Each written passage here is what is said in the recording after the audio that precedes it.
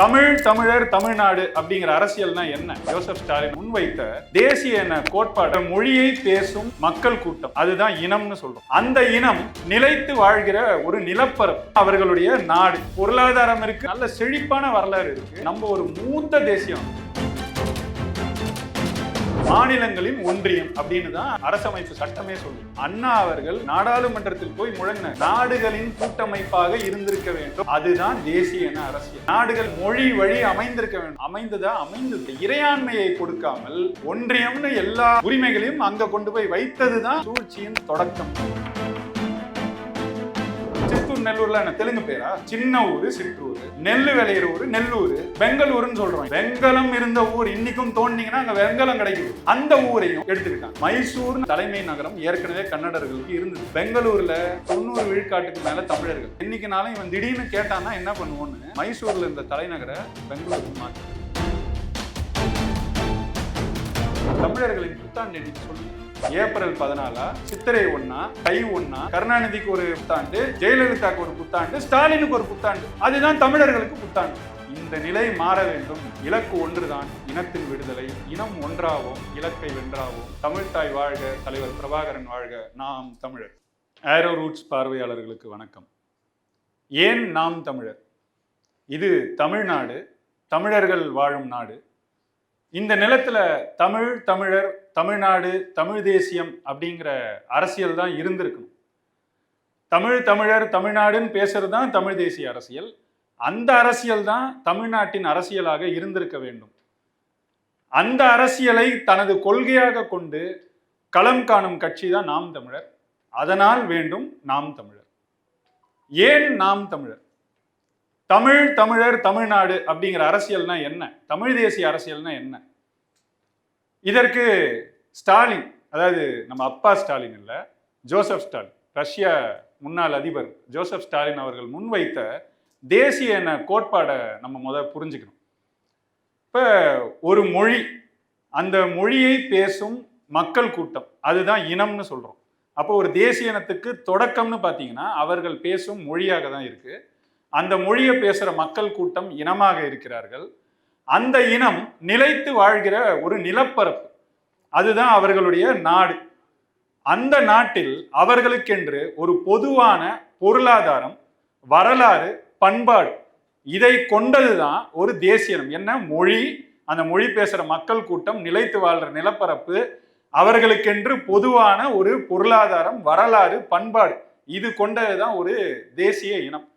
அப்ப நாம தமிழர்கள் எப்படிப்பட்ட ஒரு இனம்? 50,000 ஆண்டுகள் மூத்த ஒரு மொழியை பேசுறோம், நிலைத்து வாழ்றோம், நமக்குன்னு ஒரு நாடு, ஒரு தேசம் இருக்கு, பொருளாதாரம் இருக்கு, வரலாறு இருக்கு, நல்ல செழிப்பான வரலாறு இருக்கு, சிறந்த பண்பாடு இருக்கு. அப்ப நம்ம ஒரு மூத்த தேசியம், வெறும் தேசியம், மூத்த தேசியம். அப்ப ஸ்டாலின் வச்ச அந்த கோட்பாடு இங்கு எல்லா மொழி வழி தேசிய இனங்களுக்கும் பொருந்தும். இப்ப நம்மள்ட்ட இருந்து பிரிந்து போன மலையாளிகளா இருக்கட்டும், கன்னடர்களா இருக்கட்டும், தெலுங்கர்களா இருக்கட்டும், இந்திக்காரங்களா இருக்கட்டும், மராட்டியரா இருக்கட்டும், வங்காளியரா இருக்கட்டும், எல்லாருக்கும் இந்த தேசிய இந்த கட்டமைப்பு பொருந்துது. அப்ப இங்க இருக்கிற அரசியல் அந்த தேசிய இன அரசியலா தான் இருந்திருக்கணும். ஆனா இன்றைக்கு இந்த நிலை அப்படி இல்லை. அப்ப அந்த நிலையை ஏற்படுத்த என்ன வேணும்? தேசிய இன அரசியல் பேசுற ஒரு அரசியல் கட்சி வேண்டும். அதற்காக வேண்டும் நாம் தமிழர். ஏன் நாம் தமிழர்? இப்ப நம்ம மொழின்னு இவ்வளவு பேசணும் இல்லையா? இந்த மொழி வழிதான் இந்தியா பிரிக்கப்பட்டிருக்கு. நீங்க உலகம் முழுக்க பாத்தீங்கன்னா நாடுகளும் அப்படிதான் கட்டமைஞ்சிருக்கு. ஆனா இந்தியாவில் பாத்தீங்கன்னா, இந்தியா விடுதலை பெற்ற பிறகு எப்படி இந்தியாவை பிரிப்பது என்று அவர்கள் சிந்தித்த போது மொழி வழி பிரிப்பதுதான் சரியாக இருக்கும்னு பிரித்தாங்க. அப்ப பிரித்த பிறகு இங்க என்ன அரசியல் இருந்திருக்கணும்? தேசிய இன அரசியல், மொழி வழி தேசிய இன அரசியல் தான் இருந்திருக்கும். ஆனா அப்படி இல்லை. அதற்கான காரணங்கள் என்ன? திராவிடம்னு நம்மளை பிரிச்சாங்க. இந்திய தேசியம்னு ஒரு பக்கம், திராவிடம்னு ஒரு பக்கம். அப்ப நம்மளை தமிழர், தமிழ்நாடுங்கிற அரசியலை பேச விடாமல் மடை மாற்றினார்கள். அப்போ அந்த மடை மாற்றல இருந்து ஒரு விழிப்புணர்வை பெற்று மீண்டும் இங்கு இருந்திருக்க வேண்டிய அரசியலான தேசிய இன அரசியலை பேசுவதற்காக நமக்கு வேண்டும் நாம் தமிழர்.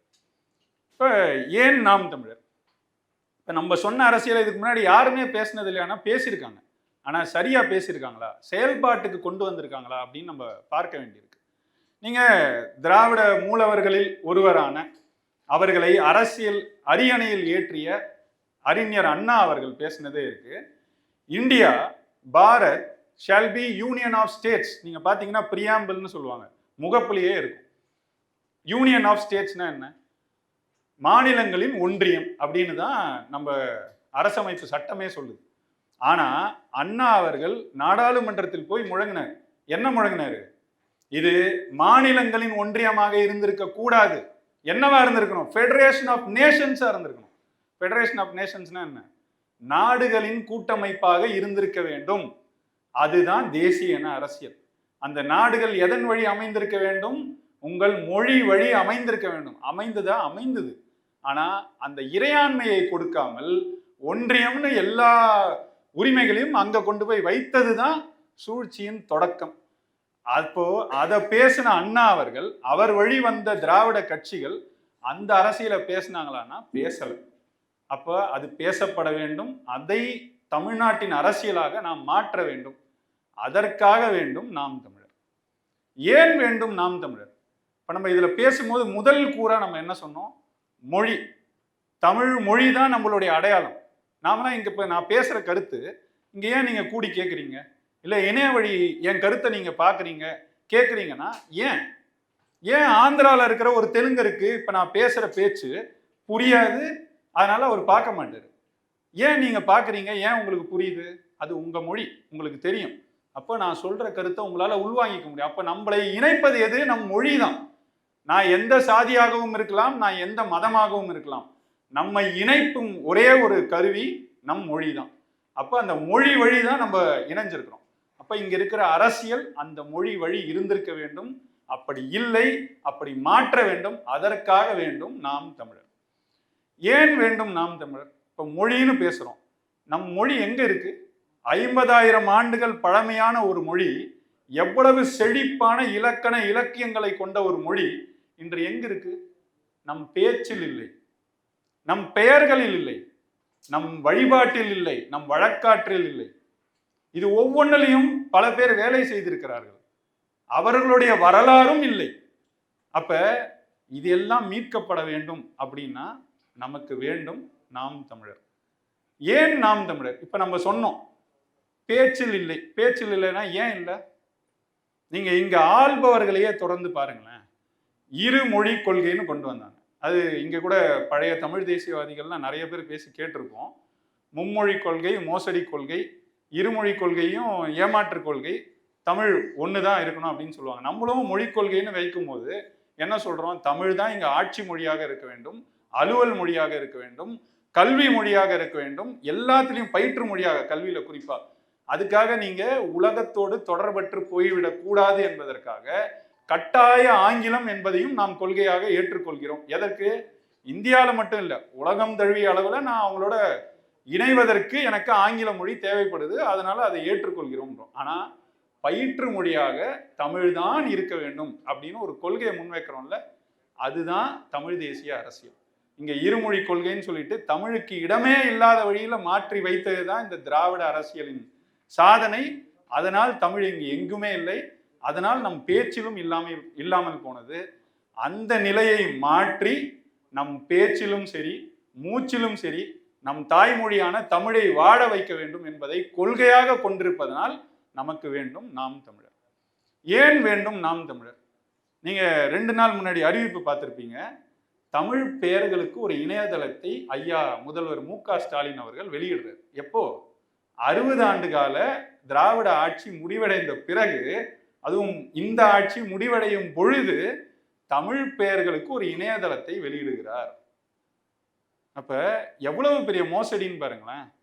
அரசு இதையெல்லாம் 67 அவர்கள் வென்றார்கள். எப்ப இதை முன்னெடுத்திருக்கணும்? அவர்கள் குடும்பங்களில் முதலில் தமிழ் பெயர்களை வைத்தார்களா இந்த திராவிட ஆட்சியாளர்கள்? எந்த பின்னணியில திமுக இந்த ஆட்சியை பிடித்தது? மொழிப்போர் ஈகியர்கள் இதற்கு தான் இறந்தார்களா? ஐயா நடராசனும் ஐயா தாளமுத்துவும் கீழப்பழுவூர் சின்னசாமியும் கோடம்பாக்கம் சிவலிங்கமும் விருகம்பாக்கம் அரங்கநாதனும் சிவகங்கை ராஜேந்திரனும் இறந்தது இதற்காகவா? சத்தியமங்கலம் முத்துவும் கீரனூர் முத்துவும் இறந்தது எதுக்கு? என் மொழி செத்துடும், இந்தி இங்க உள்ள வந்தா என் தமிழ் மொழி செத்துவிடும் என்பதற்காக அவர்கள் முன்பே தங்கள் உயிரை மாய்த்து கொண்டு மக்களுக்கு விழிப்புணர்வை ஏற்படுத்தினார்கள். அதை அரசியல் மூலதனமாக வைத்து அரியணைக்கு ஏறியது திமுக. ஆனா 60 ஆண்டுகளுக்கு பிறகு இன்றைக்கு வெளியிடுகிறார் தமிழ் பெயர்களின் இணையதளத்தை. எவ்வளவு பெரிய மோசடி பாருங்க. அதுவும் இப்ப ஏன் வருது? நாம வரோம், எல்லாரும் தமிழ் பெயரை மாத்திக்கிட்டு வரோம், வராங்க, விழிப்புணர்வை ஏற்படுத்துறாங்க, நீங்க செய்யலங்கிறத வெளிப்படுத்துறாங்க, நீங்க அம்பலப்படுறீங்க. அதற்காக இப்போ ஒரு இணையதளம். இப்போ இந்த மாதிரி மோசடிகளை தவிர்த்து நாம் தமிழர் கட்சி 2016 வரைவு வெளியிடும் போதே அண்ணன் சீமான் அவர்கள் அறிவித்திருக்கிறார், தமிழ்ல பெயர் வைக்கணும். இது சும்பம், ஏதோ நம்ம மொழிக்கு செய்யற இதெல்லாம் இல்லை, அது நம்ம அடிப்படையில செய்ய வேண்டியது. அதனால தமிழ் மக்கள் தமிழ் பெயர்களை தான் வைக்க வேண்டும். அப்போ இந்த மாதிரி முன்னெடுப்புகள், இந்த மாதிரி ஏமாற்றுகளை களைந்து உண்மையிலேயே தமிழில் பெயர் வைக்க வேண்டும், தமிழ் மொழியை வாழ வைக்க வேண்டும் என்றால் வேண்டும் நாம் தமிழர். ஏன் நாம் தமிழர்? ஏன் நாம் தமிழர்? இப்ப வழிபாட்டு மொழியாக தமிழ் இருக்கிறதா? நம்ம எல்லாருக்கும் தெரியும். கோயிலுக்கு போறீங்க, நீங்க வழிபாடு செய்யணும்னா அங்க ஓதப்படுற மொழி சமற்கிருதம். இன்றைக்கும் அதுதான் நிலை. அதை மாத்திரன்னு சொல்லிட்டு 2021 ஆட்சிக்கு வந்த பிறகு ஐயா மு.க. ஸ்டாலின் அவர்கள் அன்னை தமிழில் அர்ச்சனைன்னு வச்சார். அர்ச்சனை தமிழா? வழிபாடுங்கிறது தான் நல்ல தூய தமிழ் சொல் இருக்கு நமக்கு. அப்ப எதுக்கு அர்ச்சனைன்னு வைக்கிறீங்க? நீங்க வைக்கிற பேர்லயே தமிழ் இல்லை. இவர் தான் இப்ப பேருக்கு தனியா இணையதளம் வெளியிட்டு இருக்காரு. அப்ப நம்ம என்ன சொன்னோம்? அன்னை தமிழில் அர்ச்சனை நீங்க செய்யுங்க, தாய் தமிழில் வழிபாடு நாங்க போய் செய்யறோம். நம்ம உள்ள போனோம், தமிழ் உள்ள கருவறை வரை ஒழித்தது. அவங்க இன்னைக்கு வரைக்கும் அதை ஒரு திட்டமாக அறிவித்த பிறகு அந்த இந்து சமய அறநிலையத்துறையின் அமைச்சர் சேகர் பாபுவே சொன்னார், 35 கோயில்களில் தான் அவர்களால் அதை நடைமுறை கூட படுத்த முடிந்தது.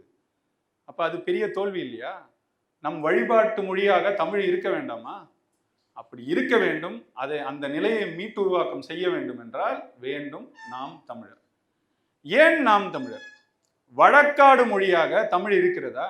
அதற்கான ஏதாவது ஒரு முன்னெடுப்புகளை கடந்த 60 ஆண்டு திராவிட ஆட்சியில் நீங்கள் பார்த்திருப்பீர்களா? ஒரு வரலாறை சொல்கிறேன். 150 ஆண்டுகளுக்கு முன்பே வழக்காடு மொழியாக தமிழ் இருக்க வேண்டும் என்பதற்காக நம் முன்னோர்கள் பாடுபட்டு இருக்கிறார்கள். மாயூரம் வேதநாயகம் பிள்ளை, எத்தனை பேருக்கு தெரியும் அவரை பத்தி? என்ன செய்தாரு தெரியுமா? அவர் ஒரு நீதியரசர். அந்த காலகட்டத்தில் மாவட்ட நீதிமன்றங்களில் நீதியரசராக இருந்தவர், நாகப்பட்டினம் மாவட்டத்தில். அவர் என்ன செய்தார் தெரியுமா?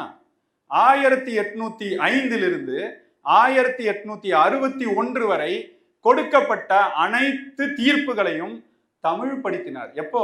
வெள்ளைக்கார ஆட்சி காலத்துல அதை தமிழ் படுத்தி 1862 அதை ஒரு நூலாகவே வெளியிட்டார். தமிழை வழக்காடு மொழியாக கொண்டு வர வேண்டும் என்று 150 ஆண்டுகளுக்கு முன்பே நம் பாட்டன்கள் வேலை செய்திருக்கிறார்கள். இந்த 60 ஆண்டுகளாக இந்த திராவிட ஆட்சி என்ன செய்திருக்கு?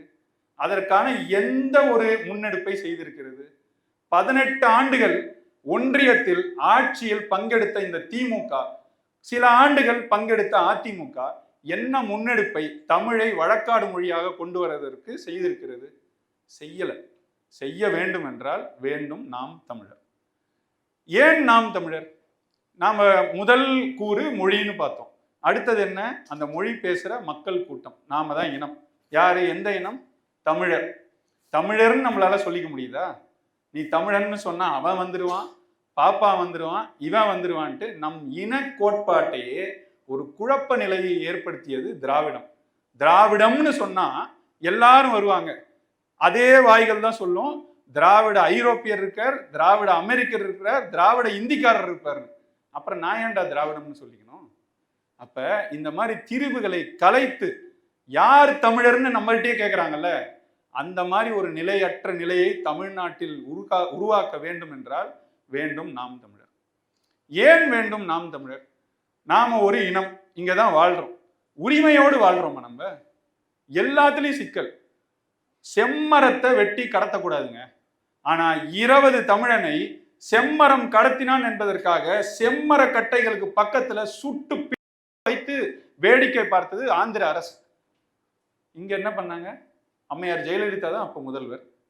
என்ன எதிர்வினை ஆட்டினாங்க? நீங்க ஒரு ஆந்திராக்காரனை அப்படி போட்ட முடியுமா? இங்க இந்திக்காரர்கள் அடிக்கப்பட்டாரு, உடனே அங்கிருந்து அமைச்சர் அனுப்புறாங்க, உடனே இங்க இருக்கிற முதல்வர் இந்தியிலேயே அறிக்கை கொடுக்கிறார். தமிழ்நாட்டை போல இந்திக்கார, ஏதாவது பீகாரை விட தமிழ்நாடு இந்திக்காரங்களுக்கு ரொம்ப பாதுகாப்பான மாநிலம்னு நம் முதல்வர் அறிக்கை கொடுக்கிறார், அதுவும் இந்தியிலேயே. அப்ப இங்க என்ன நடக்குதுங்கிறத பாக்கணும்ல. எந்த அடிப்படை உரிமையும் நமக்கு கிடையாது. அப்போ இந்த மாதிரி நிலைகள், அந்த செம்மரக்கட்டைக்கு இருந்த மதிப்பு கூட தமிழனின் உயிருக்கு இல்லை.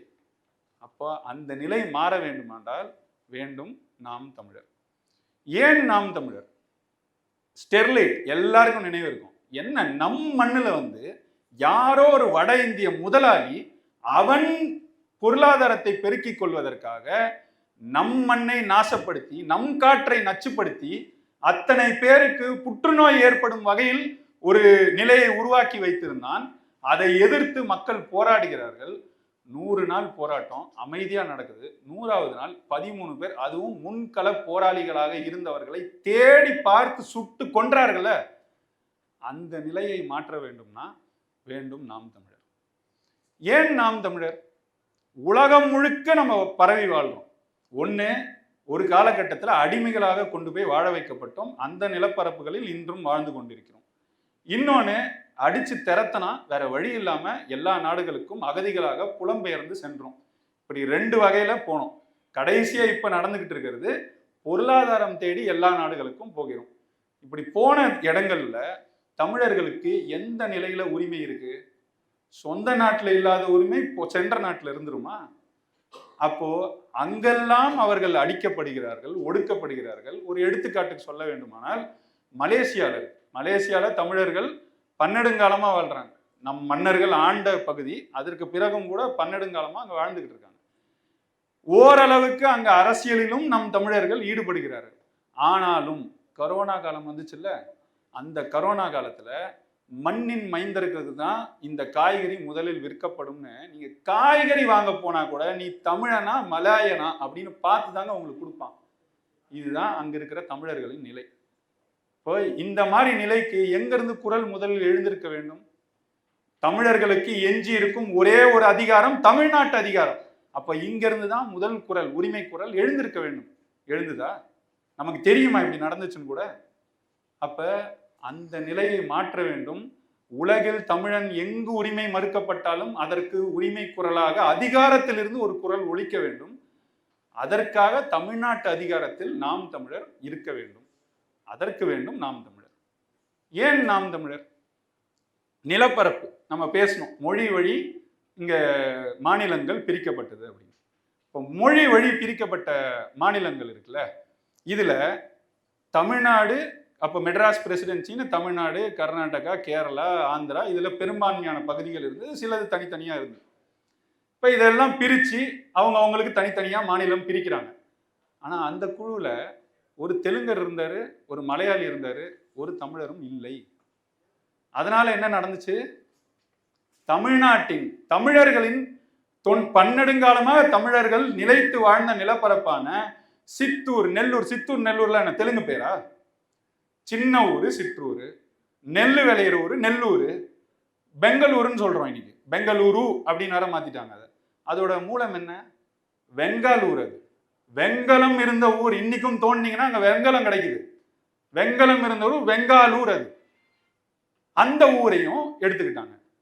தமிழர்கள் வாழ்ந்த நிலப்பரப்பு பாலக்காடு, அதுவும் கேரளாவில் போச்சு. சரி, எல்லாம் போச்சு. அதை என்ன பண்ணாங்க? மைசூர்னு அவனுக்கு ஒரு தலைமை நகரம் ஏற்கனவே கன்னடர்களுக்கு இருந்தது. கட்டமைக்கப்பட்ட மிகச் சிறப்பான ஒரு தலைநகரம் அவர்களுக்கு ஏற்கனவே இருந்தது மைசூர். அதை தான் தலைநகரா வச்சிருந்தான். ஆனா பெங்களூர்ல 90 விழுக்காட்டுக்கு மேல தமிழர்கள். அவனுக்கு தெரிஞ்சது, என்னைக்குனாலும் இவன் திடீர்னு கேட்டான்னா என்ன பண்ணுவோன்னு மைசூர்ல இருந்த தலைநகரை பெங்களூருக்கு மாத்திட்டான். இந்த சூழ்ச்சி எத்தனை தமிழர்களுக்கு தெரியும்? தலைநகரா மாத்தினா என்ன ஆகும்? மாநிலம் முழுக்க இருக்கிற எல்லா கன்னடரும் அங்க குடியேறினான். அது இன்றைக்கும் ஒரு கலப்பின நகரம் தான், அப்படிதான் இருக்கு. ஆனா முன்பு 90 விழுக்காட்டுக்கும் மேல் வாழ்ந்தவர்கள் தமிழர்கள். இன்றும் சற்றேறக்குறைய 60லிருந்து 70 விழுக்காடு வாழ்பவர்கள் தமிழர்கள். உரிமை மறுக்கப்பட்டோம். அதை எதையுமே நம்ம திரும்ப கேட்கல. கேட்கல. அது பிரிச்சுக்கிட்டா போயிட்டா விட்டுறோம். ஆனா இன்னைக்கு என்ன நடந்து கொண்டிருக்கு தெரியுமா? கூடலூர்ல 100-150 மீட்டர் தமிழ்நாட்டு எல்லைக்குள்ள வந்து கேரளா அரசு பதாகை வைக்குது, போர்டு வைக்கிறான். அது கேரள அரசு கட்டுப்பாட்டுக்குள்ள இருக்கிற பகுதி. தமிழ்நாட்டு அரசு வேடிக்கை பார்க்குது. எதிர்த்து கேட்கறது நாம் தமிழர் கட்சி. நாம் தமிழர் கட்சிக்காரர்களை கைது செய்கிறது திராவிட மாடல் திமுக அரசு. இதை எப்படி பொறுத்து கொள்றது? நம்ம நிலப்பரப்பு தானே, நம்ம வாழ்ற இடத்த தானே நம்ம கேட்கிறோம். நீ கேட்கல, கேட்டிருக்க வேண்டியது நீ அதிகாரத்தில் இருக்கிற நீ கேட்டிருக்கணும். எப்படா நீ என் நாட்டுக்குள்ள வந்து போர்டு வைப்பேன்னு கேட்கல, எதிர்த்து கேட்கிறவன நீ கைது செய்யற. அப்ப நீ யாரு? நீ யாருக்கான அதிகாரத்தை இங்கு செலுத்தி கொண்டிருக்கிறாய்? இந்த நிலை மாற வேண்டுமா? அதற்கு வேண்டும் நாம் தமிழர். ஏன் நாம் தமிழர்? கண்ணகி கோயில்னு ஒண்ணு எல்லாரும் கேள்விப்பட்டிருப்போம். அது சரியா பாத்தீங்கன்னா தமிழ்நாடு கேரளா அந்த எல்லை பகுதியில் இருக்கு. எல்லை பகுதியில் இருக்கிறது அவன் தான் கட்டுப்படுத்துறான். இன்னைக்கும் 15,000க்கும் மேற்பட்ட மக்கள் ஒவ்வொரு ஆண்டும் இந்த சித்திரை மாசத்துல அங்க போயிட்டு வருவாங்க. போகும்போது ஏகப்பட்ட சிக்கல்கள். நம்ம போயிட்டு நம் பாட்டி கண்ணகியோட கோயிலுக்கு போயிட்டு வர்றதுக்கு நமக்கு அவ்வளவு இடையூறு கொடுக்கிறது கேரள அரசு. எப்படி கொடுப்ப? அப்ப இங்க இருக்கிற திமுக அரசும் அதிமுக அரசும் என்ன செய்திருக்க வேண்டும்? நீ யார்? எல்லை பகுதியில தான் இருக்கு, நீ யார் அதுல வந்து உரிமை கொண்டாடுறதுக்கு? உனக்கும் கண்ணகிக்கும் என்ன இருக்கு? என்கிட்ட வரலாற்று சான்று இருக்கு. சிலப்பதிகாரம்னு ஒரு காப்பியமே படைச்சிருக்கிறோம். அது எங்களுடைய மூதாட்டி, நாங்க கொண்டாடுறோம், கும்பிடுறோம். நீ எதுக்கு அங்க வந்து உரிமை கொண்டாடுற? அவனை திறத்தி இருக்கணும், அதை உரிமையை மீட்டு எடுத்திருக்கணும். செய்ததா? செய்ய வேண்டும் என்றால் வேண்டும் நாம் தமிழர். ஏன் நாம் தமிழர்? இப்படி இந்த எல்லை சிக்கல்கள்லாம் சொல்றோம்ல, இதெல்லாம் நமக்கு அவ்வளவு எளிதா கிடைச்சிடல. இன்றைக்கு திருத்தணி நம் முருக பெரும்பாட்டனின் அந்த நிலப்பரப்பு இன்று தமிழ்நாட்டில் இருப்பதற்காக பல்வேறு தமிழர்கள் போராடினார்கள். எல்லாருக்கும் தெரியும், மாப்போசி போராடினார், ஓரளவு கொண்டு போய் சேர்த்தாச்சு. மங்களம் கிழார் எத்தனை பேருக்கு தெரியும்? அவர் இல்லைன்னா திருத்தணி நமக்கு இல்லை. மாப்போசி இருந்தாலும் அங்கு தளபதியாக இருந்து இந்த வேலையை செய்தவர் மங்களம் கிழார். வீடு வீடாக போய் இந்த தமிழ் உணர்வை ஊட்டி இதெல்லாம் நம்மளுடைய நிலப்பரப்பு அப்படின்னு அந்த எழுச்சியை ஏற்படுத்தியது மங்களம் கிழார். எத்தனை பேருக்கு தெரியும்? குஞ்சன் நாடார் தெற்கெல்லை போராட்டம் நடந்துச்சு. கன்னியாகுமரி கிடையாது, அவங்களாம் இல்லைன்னா. அங்க பேசு மணி இருந்தாரு, ஐயா மார்ஷல் நேசமணி இருந்தாரு. அவர்களுடைய வரலாறு எத்தனை பேருக்கு தெரியும்? ஏன் அந்த வரலாறு எல்லாம் கடத்தப்படவில்லை? அப்போ அதுதான் திராவிட சூழ்ச்சி. இது எதுவுமே நமக்கு எளிதாக கிடைத்து விடவில்லை. அதற்கு போராடிய முன்னோர்களின் வரலாறு அல்லது அந்த போராட்ட வரலாறு கூட நமக்கு கடத்தப்படவில்லை. அதெல்லாம் செய்யப்படணும். இருக்கிற எல்லையாவது நம்ம காப்பாத்திக்கணும். அப்படின்னா நமக்கு வேண்டும் நாம் தமிழர். ஏன் நாம் தமிழர்? இப்ப நம்ம வரலாறை பத்தி கொஞ்சம் பேசணும். இப்ப வரலாறு எங்க இருக்கு? இன்றைக்கும் நம்முடைய வரலாறை முழுமையா மீட்டு எடுத்துட்டோமா? கடத்திட்டோமா? இன்றைய தலைமுறைக்கு தெரியுமா? நம்மளுடைய பாட புத்தகத்தில் இருக்கா? இல்ல. ஏன் இல்ல? திராவிட ஆட்சியாளர்களின் ஆட்சி அப்படி.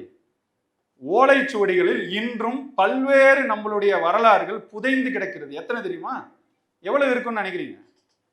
இன்னும் 5.5 லட்சத்துக்கும் மேற்பட்ட ஓலைச்சுவடிகள், திரட்டப்பட்ட ஓலைச்சுவடிகள் நூலாக்கம் பெறாமல் அப்படியே இருக்கு, அழிந்து கொண்டிருக்கு. இன்னும் திரட்டப்படாமல் ஒரு 4-5 லட்சம் ஓலைச்சுவடிகள் இருக்கும். அப்ப எவ்வளவு வரலாறு கண் முன்னே அழிந்து கொண்டிருக்கிறது. அப்போ நம் வரலாற்றை மீட்டெடுக்க வேண்டும். இது போன்ற ஓலைச்சுவடிகள், செப்பேடுகள், இது எல்லாத்திலும் இருக்கும் வரலாறு தொகுக்கப்பட வேண்டும், கொண்டு வந்து சேர்க்கப்பட வேண்டும்னா நமக்கு வேண்டும் நாம் தமிழர். ஏன் வேண்டும் நாம் தமிழர்? பண்பாட்டு ரீதியாக நாம் இன்றும் சுரண்டப்பட்டு கொண்டிருக்கிறோம். என்ன நடக்குது? தைப்பூசத்துக்கு விடுமுறை விடுறதுக்கு நாம் தமிழர் கட்சின்னு ஒரு கட்சி உருவாகி எங்கள் முப்பாட்டன் முருகன்னு பேசி ஒரு 5 ஆண்டு ஏறி அடிச்ச பிறகுதான் 2015 வீரத்தமிழர் முன்னணி தொடர்ந்து பேசுறோம். ஒவ்வொரு ஆண்டும் பேசுறோம். அது பெருசா போய் சேரும். அன்றைக்கு வரை சஷ்டி தான் இங்க பெரிய விழா முருகனுக்கு. யாரு? வட இந்தியாவில இருந்து ஒரு விழாவை கொண்டு வந்து சஷ்டி நீங்க கொண்டு போனதுதான் பெரிய விழா. நாம் தமிழர் வந்த பிறகு இன்னைக்கு தைப்பூசம் பெரிய விழாவாக கொண்டாடப்படுகிறது. உலகம் முழுக்க புலம்பெயர்ந்த நாடுகளில் தைப்பூசம் தான் பெரிய விழா தமிழர்களுக்கு. ஆனா தமிழ்நாட்டில் இல்ல. அந்த நிலையை மாத்துறதுக்கே தமிழ்நாட்டில் நாம் தமிழர் வர வேண்டியிருந்தது. அப்ப இந்த பண்பாட்டு மீட்சி நமக்கு தேவையானால் நமக்கு வேண்டும் நாம் தமிழர். ஏன் வேண்டும் நாம் தமிழர்? பண்பாட்டு ரீதியாக நாம் சுரண்டப்படுவதற்கு இரண்டாவது ஒரு எடுத்துக்காட்டுனா தமிழர்களின் புத்தாண்டு இன்னைக்கு சொல்லுங்க. ஏப்ரல் 14, சித்திரை 1, தை 1, இன்னும் இந்த இந்த இந்த நடந்துகிட்டு தானே இருக்கு.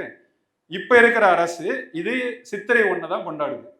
ஆனா இதுக்கு முன்னாடி ஐயா கருணாநிதியே திமுக இருக்கும்போது அவர் தை 1 மாற்றினார். இன்றைக்கு என்ன நிலை? தை 1 இல்லை. இடையில அம்மையார் ஜெயலலிதா திரும்ப மாத்திட்டார். கருணாநிதிக்கு ஒரு புத்தாண்டு, ஜெயலலிதாக்கு ஒரு புத்தாண்டு, ஸ்டாலினுக்கு ஒரு புத்தாண்டு. அதுதான் தமிழர்களுக்கு புத்தாண்டு. இதுதான் தமிழர்கள் பண்பாட்டின் நிலை. இந்த நிலை மாற வேண்டும். இது உண்மையிலேயே எது நம்மளுடைய புத்தாண்டு என்பது பேரறிவிப்பு செய்து எப்படி மற்ற தேசிய இனங்கள்லாம் அவங்களுடைய புத்தாண்டை கொண்டாடுறாங்களோ அதுபோல பண்பாட்டு மீட்சி பெற வேண்டும் என்றால் நமக்கு வேண்டும் நாம் தமிழர். ஏன் வேண்டும் நாம் தமிழர்?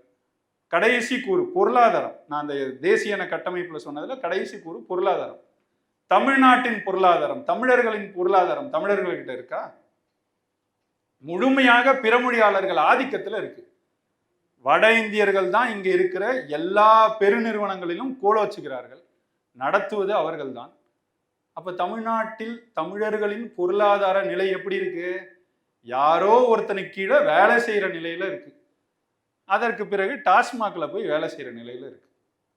அப்போ இது மாற்றப்பட வேண்டும் என்றால் நமக்கு வேண்டும் நாம் தமிழ். இப்படி நான் சொன்ன கோட்பாட்டின் படியாக நான் சொன்னது என்ன? தமிழ் தேசியம், தமிழ் தேசிய இன கொள்கைனா என்ன, அதுல தமிழ் தேசியம் எப்படி இருக்கு, அதுல ஒவ்வொரு கூறா பார்த்து அந்த கூற்றிலும் தமிழர்களின் நிலை எப்படி இருக்கு, தமிழ்நாட்டின் நிலை எப்படி இருக்குன்னு பார்க்கும்போது எந்த இடத்துலயாவது தமிழர்கள் கோலோச்சுகிறார்கள், சிறப்பாக இருக்கிறது அப்படின்னு இருக்கா? அப்போ ஒட்டுமொத்தமாக இந்த நிலை மாற வேண்டும். தமிழ் தேசியம் வர வேண்டும். அதற்கு நமக்கு வேண்டும் நாம் தமிழர். இலக்கு ஒன்றுதான், இனத்தின் விடுதலை. இனம் ஒன்றாவோம், இலக்கை வென்றாவோம். தமிழ்த்தாய் வாழ்க, தலைவர் பிரபாகரன் வாழ்க, நாம் தமிழர்.